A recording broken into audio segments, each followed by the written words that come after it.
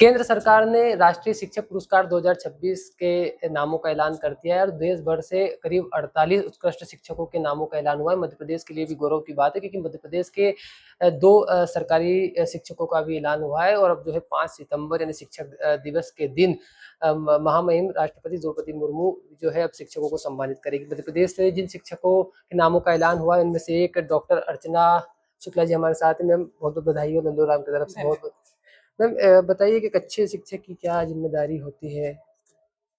जब हम शिक्षक की बात करते हैं तो शिक्षक जो है उसकी जिम्मेदारी सिर्फ 5 से 6 घंटे स्कूल की नहीं होती है, ये 24 आवर्स रिस्पॉन्सिबिलिटी है।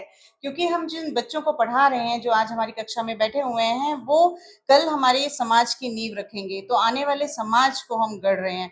तो इस तरह से सिर्फ हमें हमारे विषय तक हमारी जिम्मेदारियां सीमित नहीं है, बल्कि प्रकृति के प्रति उनकी क्या जिम्मेदारियां हैं, समाज के प्रति उनकी क्या जिम्मेदारियां, उनकी नैतिक जिम्मेदारियां क्या हैं, हमारे भारतीय संस्कार क्या हैं, ये उनको पढ़ाना बहुत जरूरी है। क्योंकि आप देख रहे हैं कि जिस तरह से जेन जी और जेन अल्फा जिस डायरेक्शन में आज जा रहे हैं, कहाँ पर कमी हो रही है, कहाँ पर उनकी जड़ें जो हैं इतनी कमजोर हैं कि उनको हिंसा पर उतरना पड़ रहा है।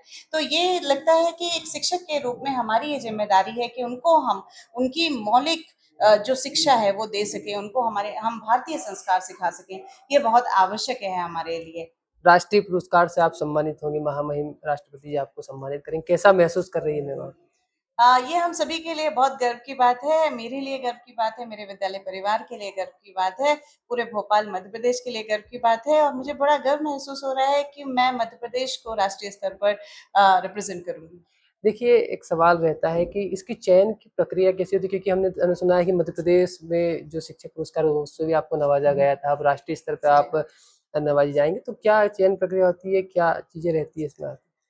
मुझे सोचा प्रक्रिया के बारे में आप बात कर रहे हैं, हुँ, तो ये जो प्रक्रिया है वो सेल्फ नॉमिनेशन है और हुँ, इसमें कई तरह के प्रश्न होते हैं जिनके जवाब आपको देने पड़ते हैं। साथ में आपके जो जब वो काम आपने किए हैं तो वहाँ पर आपको फोटोग्राफ्स और वीडियोस के भी लिंक्स देने पड़ते हैं कि आपने तो डॉक्यूमेंटेशन एक बहुत इंपॉर्टेंट टास्क है और हुँ, जहाँ पर हमारे टीचर कहीं ना कहीं थोड़ी सी कमी आ जाती है, क्योंकि 16 साल का हुँ, डॉक्यूमेंटेशन रखना और हुँ, उसको प्रॉपर तरीके से रिप्रेजेंट कर पाना एक डिफिकल्ट टास्क होता है।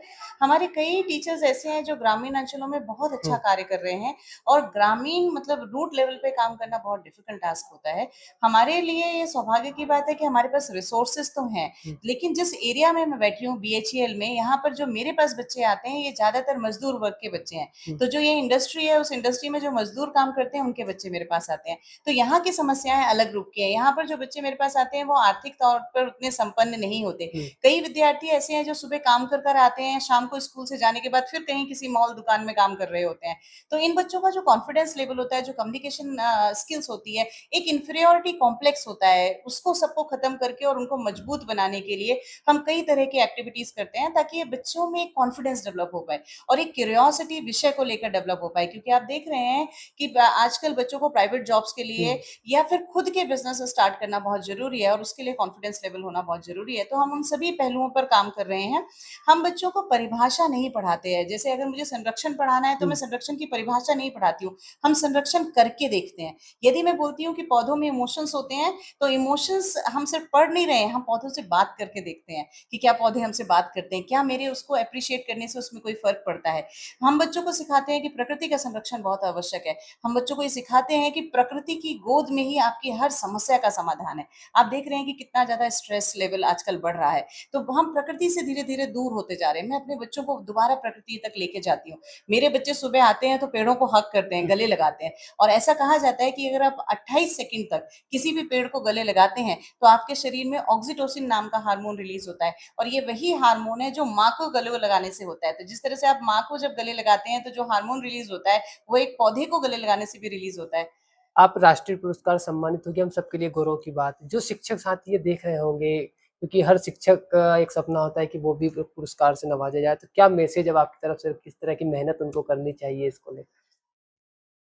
हम में से अक्सर ज़्यादातर लोग सिस्टम को बदलने में लगे रहते हैं। हमें लगता है कि सिस्टम में ये खामी है, सिस्टम में वो खामी है। मुझे ये लगता है कि मध्य प्रदेश शिक्षा विभाग हमें जितना दे सकता था उसने हमें दिया है। तो हमें रिसोर्सेज़ प्रोवाइड कर रहा है, हमें ट्रेनिंग्स प्रोवाइड कर रहा है, हमें फ्रीडम दे रहा है काम करने की। तो मुझे ये लगता है कि अगर कहीं पर कमी हो रही है तो महात्मा गांधी जी का एक बहुत अच्छा कोट है, उन्होंने कहा था, be the change you want to see in the society. आप वह हुँ, परिवर्तन बन जाएँ हुँ, जो आप समाज में देखना चाहते हैं। तो मुझे ये लगता है कि मैं अपने स्तर पर क्या कर सकती हूँ, मेरे सामने जो बैठे हुए हैं इन विद्यार्थियों को कैसे गढ़ सकती हूँ, तो हमें भी उस पर ही फोकस करना चाहिए। क्योंकि जब आप समस्याओं पे फोकस करते हैं तो समस्याएं बढ़ती हैं, और जब समाधान पे फोकस करते हैं तो समाधान बढ़ते हैं।